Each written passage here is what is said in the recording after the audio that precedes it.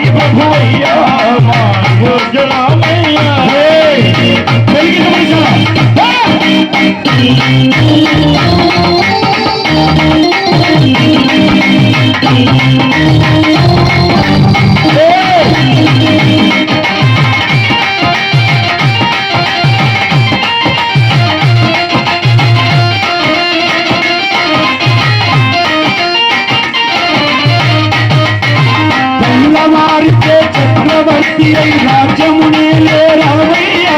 తండ్రి మాటపై పదవిని వదల అడవులకే మారితే చక్రవర్తి అయి రాజ్యమునే రావయ్యా.